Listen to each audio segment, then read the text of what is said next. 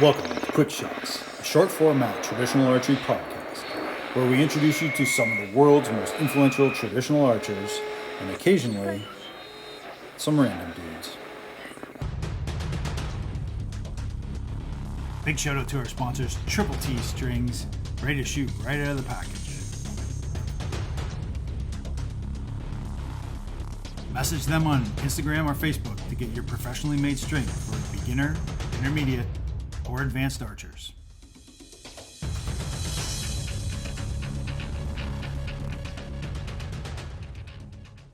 Good. Hey everyone, and welcome to Quick Shots. I'm your host, Mick Chambers. I'm here with Ilias Matane, Actionman from Instagram. Oh, dude. Okay, so I got I know I say this a lot, but I do kind of fanboy over people, and I love your and I just found out recently you came from I've been reading through your stories and stuff like that. You came from like compound, so we won't mention that, but is that true? Is that a true story? Is that true? Yeah, look, still love you. I shot compound for a few years actually, and I don't know, it was didn't ever really feel right to me. You know, I kind of always wanted to shoot traditional, but I thought, oh, am I going to have enough time to, if I'm going to do something, I want to really, really, really get into it. Otherwise, I'm just not going to do it at all. And I thought, if I'm going to do traditional archery, am I going to have the time necessary to, devote to that? And well, it works out. I just made time along the way. Yeah, that's fantastic. So tell everyone. Let's start from the beginning, right? Let's get your origin story. But tell me who you are, because this is exciting for me. Again, I always get excited when I have international guests on the show. I'm from this tiny little town in DeSoto, Kansas. It's tiny, but it's the show's been international. I love it. So tell us where you're from. And then just give us the origin story of how you got into trad archery. Yeah, absolutely. Okay, well, I'm Ilias Matane. I'm from Adelaide in South Australia. We've been pretty lucky with everything that's going on around here at the moment. So it's been good.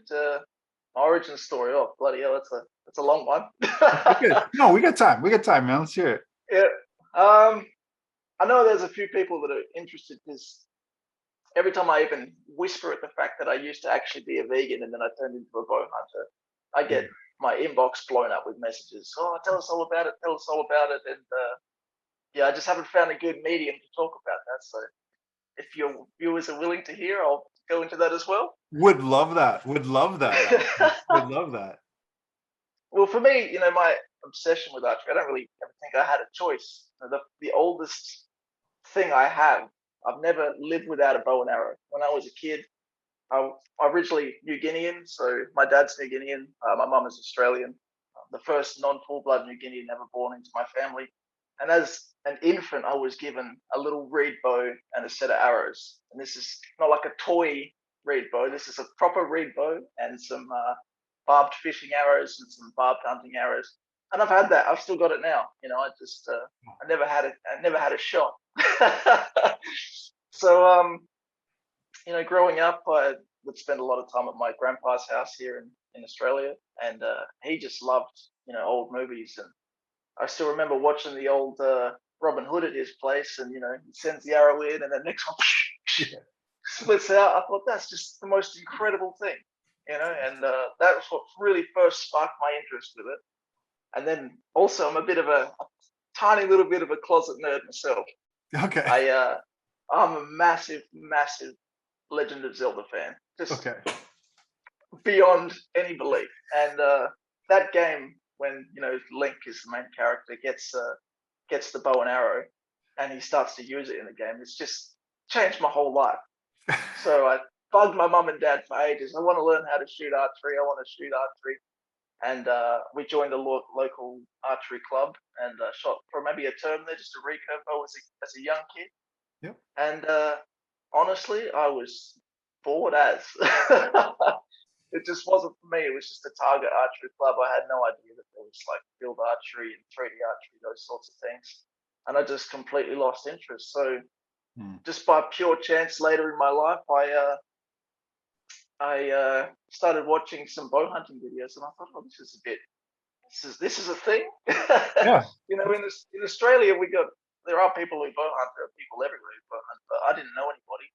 I didn't even know that people did this sort of thing. So I started to become really interested in that, and picked up a compound bow and struggled with that for a few years, and started to get pretty proficient with it, and thought, oh, doesn't seem quite right. I've always wanted to be Robin Hood, but he didn't have all these wheels and sights and stabilizers, so I better pick up something a little bit easier. And yeah, then next thing you know, I picked up a longbow and never put any bows down ever since. Yeah. Pretty amazing. There's That's so what I many mean. people that get on this show and say the original Robin Hood, even young guys like you. Like, I mean, it was old. That was an old show when I was a kid. And for you, that's like it was made I think it was made in the 50s, 60s. Yeah. Yeah.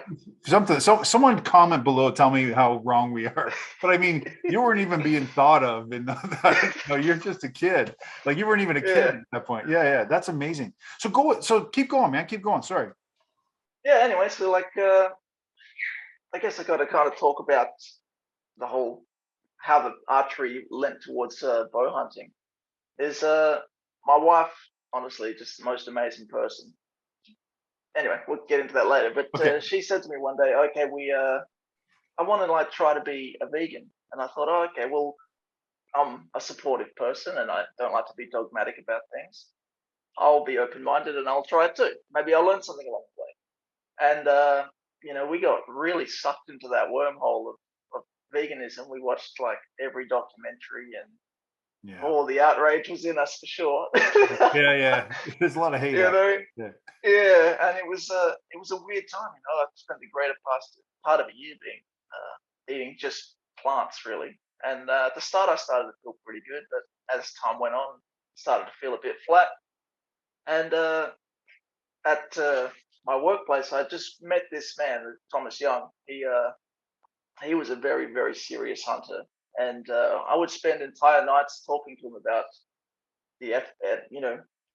if hunting is ethical or not. And he made it really simple to me. He thought, you think that eating the plants is going to, save the planet and help the animals? You got to think about. He was also a farmer, by the way. How much land is cleared for agriculture and those sorts of things. And things started to click in my mind, and I started to think, oh, maybe there's got to be a better way. And he was telling me, maybe you think about wild animals, they live their best life, they do the things that they do. Then all of a sudden, it's the end of it, stress-free, and you get to take home really clean organic meat. And that just clicked for me. I was like, this is completely what I should be doing with my life. And that's when my archery really went straight into the bow hunting alley. I just couldn't stop thinking about it after that. And I started hunting with him and then a few other friends as well. And yeah, the rest is history. I just absolutely love it. There's something so fulfilling about bow hunting for me. It's sense of adventure, the quest, the exploration. You get to see so many beautiful things. You really are part of nature and the universe. I could breathe it if I could. It sounds like you do. It sounds like you live, eat, breathe it. And such a great story, man. Such a great story. You get those people, right, that that think that hunting is bad, and you have to educate them. It's just an education thing, right? And then it sounds like you had some epiphany and then started hunting. That's great. But hey, so let's talk a little bit about hunting, okay? So give us the rules in Australia for hunting, because I'm sure people will want to know. Andy mentioned them before. I don't know if you know Nocturnal Archer or not, but he's an Aussie. I know Andy. Yeah, so Andy mentioned him, but you know what? Give us a refresher. What can you hunt there? I mean, we don't know. Yeah, sorry.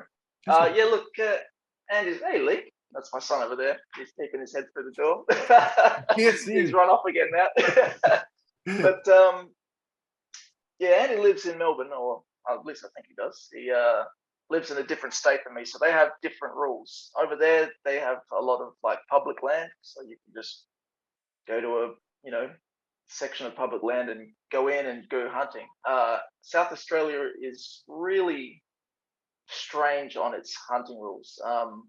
We have a lot of open public land. We got so much open space.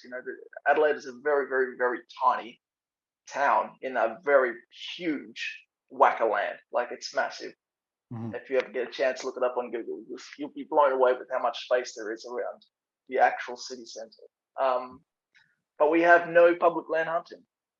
So you have to hunt private land, and it is incredibly, incredibly difficult to get access if you don't know hunters or you don't know, farmers and things like that. It is really, really, really difficult. So when I first decided I was going to become a bow hunter, it took me like 3 years to actually get access somewhere, and it was just madness.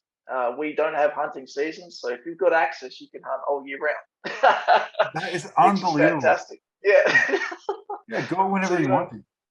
Yeah, go whenever you want to. Any weekend, any spare time you've got, you can just get out there and get after it all the time, which is really, really good. And do you have those invasive species of deer that are out there like Andy does? Yeah, absolutely. Yeah, we've got heaps of them, and obviously we've got a lot of other things as well: foxes, rabbits, hares, goats. Yeah, all sorts of things. I'm probably missing some things on the list there, but yeah, there's lots to choose from. Now, is it dangerous? Is there a lot of things that Oh, can yeah. kill you out there? Is there a lot of things that can kill you out there? It's deadly. Yeah, you should never come. No, it's look, yeah, there are lots of things out there. Like, obviously we have brown snakes, and they'll kill you, and various other types of things they'll kill you. The drop bears, little koalas, they hide in the trees. Their fangs come out and they stab you in the eye sockets when you come Oh, is past that them. right? Yeah, that sounds Yeah, like yeah. that sounds like a thing. Hey, when I moved, so listen to the short story. Sorry to interrupt. So, short story. I had to go to Sydney for work, and I spent like 3 weeks, a little bit longer than 3 weeks there. But I'm living like downtown, right? And so there's this lady here I knew from Australia, and this was back when I lived in Canada. And I said to her, "Oh my God!" Like, I was a kid, right? I don't know, right? We just hear stories about Australia. So I said, "Hey, do I have to check my shoes every time I put them on for like deadly spiders and stuff like that?" And she just laughed and laughed and laughed at me. It's funny. Oh, we actually get a lot of redback spiders here in South Australia. Yeah. And occasionally I put them, because I've got my shed out the back and I like to work out in there. Yeah. But in the summertime, there are just redbacks everywhere. And I've put it on my Instagram story a few times, like, oh, look at this little fella watching me train, and people are losing their mind because these are really deadly spiders. But you just grow up around them, and you just think, oh, if you don't bother them, they won't bother me. It's all sweet. Yeah, right. Yeah. And I like how you put, I think on your Instagram title, it says, yeah, I'm the treadmill bow guy. So that's what you got on there, because that's one of the first videos I think I saw you're on your treadmill with your backpack, you're working it, and then you're shooting into a target. Look, that's probably the video that a lot of people like. That took me. I did it just as a bit of a gag, I guess you'd say. Like, I had 98 followers at that stage, and then I woke up the next morning and there were 1,000. And then it's just been an upward trend since then. So it's weird that what'll go viral and stuff like that. But regardless, forget it. Forget all that. I mean, that was really ingenious. You doing that and posting that. I thought that was really neat. I'll just interject for one small second. There's a bit of a story behind that video. Is that at this point in time, I was learning a very, very, very difficult job, and I thought, oh, I'm going to have to be mentally tough for this job to work out. It's a very high stress operation we were running, and I thought, okay, I'm going to try and work on mental toughness. So I set myself all these challenges around the same time, and one of them was like I had to run 3Ks every single day for 30 days without quitting, and also 100 burpees a day, just smash it out. And then because I like to shoot my bow every day, like I try not to miss a day. I might miss one day, like in a blue moon, but I don't miss 2 days ever. Okay. Always shooting. So this started to interfere, this running. So the dad, and I've got work to do with my shooting. So I thought I'm just going to put the two of these things together. I'll see if I can just try and run and shoot at the same time. It's a terrible, terrible idea. I don't recommend anybody do it. But I started doing it, and then I started getting kind of good at it. So I thought, oh, I like to, showboat a little bit, I suppose. And yeah, the next thing you know, How it's many on the times did you internet. fall off before you got good at it? Surprisingly, never. I've never got hurt doing that. You're So like this, you're running. Like, if you haven't seen the video, go watch it. He's pretty awesome. Literally, it was good shooting. I mean, form was spot on. Everything was really good, man. It was fantastic. Anyway, I think that's one that. What I was gonna say though is that that's a good video, but everything else is really well produced, and you're showing archery, traditional archery, in a really, really good way, like a really good way. You're showing it in Thank you.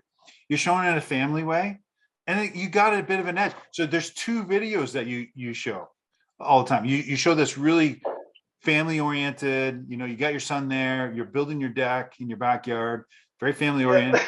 And then you got some hard edge ones, that are really like a lot of loud music and stuff like that, which I love. I mean, you are the gamut. You go from, again, family man to like the hard edge of a traditional archery. And so everywhere in between. Right. So I love it. Love what you're doing. Hey, let's talk about your gear. We're getting, what are you shooting right now? What's your favorite bow? What do you love to pick up? I'm not shooting what I want to shoot, which is, Okay. it's a sad thing. I had this.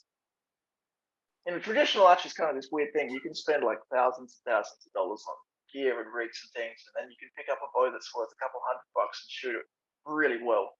And I've got this replica. It's a Chinese replica of a Matane Savannah, and it's my favorite bow. I just absolutely love it. I just love everything about it. That's my longbow. It shoots well. It's quiet.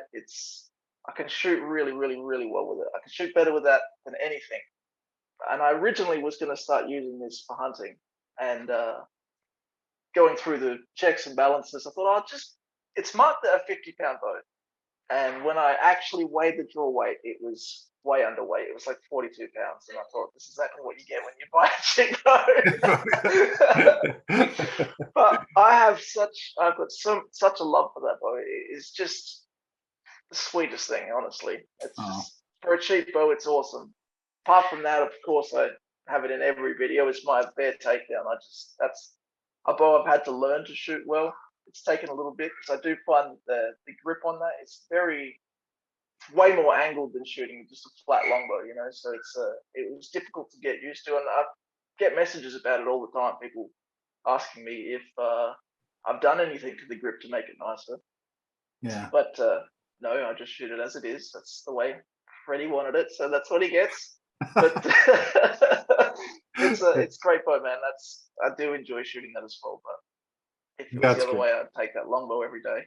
Yeah. So you're going to hunt with your Fred bear, your bear? Yeah, I have. I took a goat with that. You got that goat, right? Yeah. So and yeah, I've had you have another bow that you fish with too. Oh yeah, absolutely. What's going on here? Getting notifications. There we go. Yeah, it's another cheap one. It's just a Junsing one, F166. Really, really cheap bow. It's ILF, so you obviously can change the limbs around, but I didn't want to go something that was too over the top for something I know I'm going to throw in the mud. So yeah, and that's a great bow too. It's a very close replica to a Hoyt Satori. It looks like it, and in a lot of way it feels like it as well. It's got a slightly fatter grip, but you put them next to each other, you really can't tell. Yeah, I know exactly the bows you're talking about. Yep. And we'll get some comments below, but we shouldn't do that. You should support America. We shouldn't be doing. And my comments usually are back. I'm not American, so I don't. I'm really lucky to have a really, really good archery shop close to me, and the guys in there always never try to steer me down the wrong path. I say that, oh, this bow over here, what's that all about? I've heard good reviews about it, and they're like, you want to shoot it? All right, so I go in and I'm like, oh, that's not that good. And I say, oh, but look at this little cheapie we've got, and I shoot that, and every time they've pointed me in that direction, I thought, yeah, this is actually pretty good. So yeah, I mean, if you're supporting your local shops, support your local shops. That's always good. That's always good news. Yep. What arrows are you shooting out of your hunting bow? Yeah, I shoot the Victory trad arrows. I can't remember what the name of them is off the top of my head, but they're the ones that have got the carbon insert, and then they've got something wrapped around the outside of them. Okay. They looked cool. I don't know. They look good. They shoot straight, right? Yeah, they do. They tune really well. I was actually really lucky with those. I kind of just grabbed them, put the insert in, put the a fill point in when I was tuning them, and then my broadheads in, and I took very little fiddling with to get The flying. tune them. Absolutely, The tune them. That's good. it was really And good. do you shoot feathers out of your bow, or Yeah, feathers? absolutely. I did shoot tradbane for a long time when I started, or for a while when I started. I don't know. It felt like cheating to me. No, it's not. So many people are shooting trad So many people are shooting AE trad. I had them. I didn't like them. I just didn't like them. Yeah, no, yeah, I don't know why. So many people love them though. I'm not a big fan. Wild fletching. A guy I know, and he's on Instagram. You're probably following him. He makes the best natural turkey feathers. They're so good, and I just can't get away from them. Every time I put them on, they're just quality. They're just really good. Not a commercial for him, anyway. By the way, but anyway, a buddy of mine in the States. He used to work for Gateway Feathers, and he sent me a bunch. And since I put them on, I thought I just can never steer away from these. These are fantastic. So yeah. I get you really do gotta try these well. Anyone that's listening's gotta try well fletching arrows just once, just like get a set and try, because I mean literally you can dip them in water, they can be wet, and they'll still shoot great. They're just and they're a lot thicker. You get I don't know why, but they're wild turkeys, right? So they're getting them he's making them from wild turkeys. So anyway, I don't want to get into it here, but they're from wild turkeys. They're thicker feathers for a reason, because they're in the wild. Anyway. I'll check it out. So obviously they got a website I can go and have a look at. Yeah, everyone can. Can. This is about you, not about them. But anyway, so but getting back to you. Okay, give us a tip. I mean, you are, at least you post all your great shots anyway. So it's on Instagram. On Instagram, I'm a wizard. but you do have great form. You look awesome shooting, and you do get good results. And we saw you took down a goat. So give us a tip for a beginner. What would you say is the best thing you would? What works for you that you think could work for a beginner too? And don't say hard work. You already said hard work, because you already said hard work. We get that. We know that you're a hard worker. You just need to like absorb everything. Like if you want to become good at anything, I think you just have to really just saturate your life with it almost. Try and listen to as many podcasts. I listen to yours. I listen to Stick Pro Chronicles, a bunch of other ones. Anything I can get my hands on. Watch a lot of YouTube. I've probably watched every Tom Thumb video there is 1,000 times. It's just look at people who shoot well and then try to emulate that for as long as that works for you. And then when things start to shake and move, then maybe there are other options you can go to as well. Like I did purchase the Solid Archery Mechanics course from Tom Thumb, and I have not gone through the whole thing. But when my shooting starts to become terrible, which happens every now and then, I go through waves and cycles of it getting good and then going down the gurgler. I always go back to those first couple of chapters in his course there, and I just rewatch them, go through what is missing from my shot, and within a couple of days it all turns good again. But tip number one: watch, learn as much as you possibly can, and just get out there and do some hard work. I knew you'd say. I thought you'd probably say hard work right away, because it's like you work, like you said. You're shooting every single day. Hey, are you an instinctive shooter? Are you? Yeah. So you are. So explain. Excuse me. Yeah. Yeah. Explain absolutely. to me your aiming, how you do it. How do you send an arrow downrange?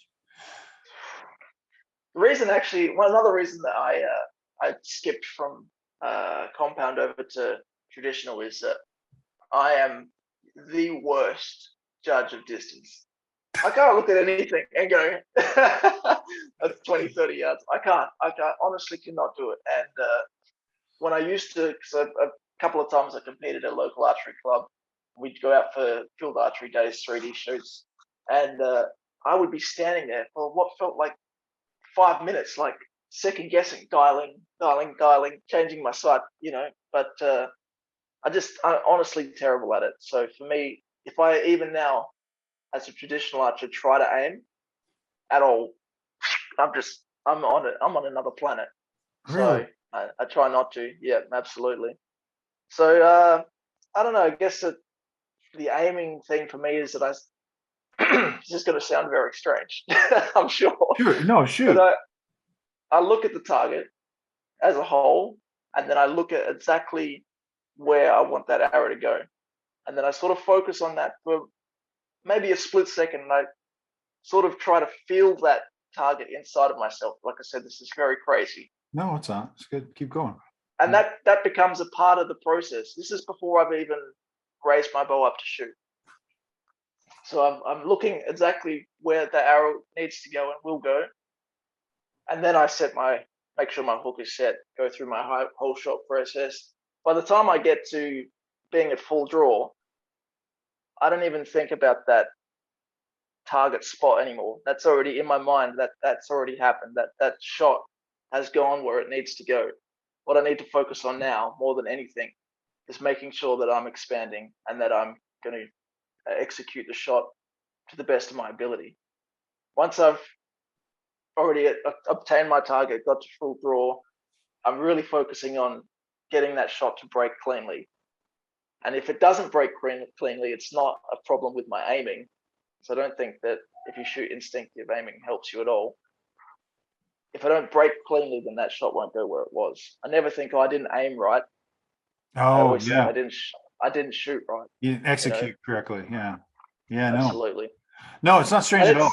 I think it's good. I think that's really good. It's an interesting way of looking at it. Trust me. I mean, I've heard it all now. I've pretty much heard it all now with different people coming on.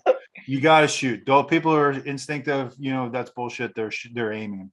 I don't know. I kind of fall in between, that argument, and I don't want to have the argument here. If people want to have an argument in the comments below, by all means, you guys go for it. I'm not replying back to any of that stuff. Hey, don't trust me. I'm just some guy you met on the internet. The internet's always right, though. Exactly. It's always right. That style of shooting works pretty well. I can get pretty good out to about 30 yards, and then I start to become terrible again because it's just too difficult to. I don't know. I find it difficult anyway to get past that 30, 35 yard shot cleanly, consistently. I mean, I went out with a bunch of compound dudes yesterday, and they were shooting 50 and 40s, and I was just shotgun spraying all over the place. It was terrible. Yeah. But it's fun. You're having fun. So, but you always seem to have fun in your videos. You always seem to take it. You're kind of lighthearted about everything, which I really love. I mean, I love the trad community because of people like you that I get to meet. It's just fantastic, man. Hey, if people want to follow you, they want to say hi to you, they want to send you a message, where can they do that? I'm just Actionman Matane on Instagram. That's pretty much all I got. I don't have Facebook anymore. It's a deadly trap, that one. Yeah. And that's all I got, really. I have a YouTube. I've got one video on there. It's just me bow fishing. But if you're interested in that, knock yourself out. But I'm not going to post on there anymore. Yeah, I don't want to either, but I have to. No. Hey, everyone, thanks for sticking around, and thank you very much for doing this today. I really, really appreciate it. Hey, if you got time, appreciate you having me. Hey, no worries at all. I mean, again, it was a pleasure having you on the show, and I honestly love the fact that I love everything you do. I love everything you do. So if you've stuck around this long, make sure that you go over and check out his website, check out our Instagram, check out my Instagram, like and follow us. Leave a comment below. And I just want to give a quick shout out to Triple T Strings. Reached out to them, asked them if I could mention them on the air. They said, sure, go ahead. I think that they have an amazing Flemish twist string. If you're here in the US, just do a search for Triple T String on Instagram or Facebook. Talk to Trevor Fielder. He's amazing. He'll get you a bow ready to shoot, or he'll get you a string for your bow ready to shoot, which is really important for beginners and intermediate archers. So anyway, check out Triple T Strings. We'll talk to you later, guys. Thank you very much for sticking around.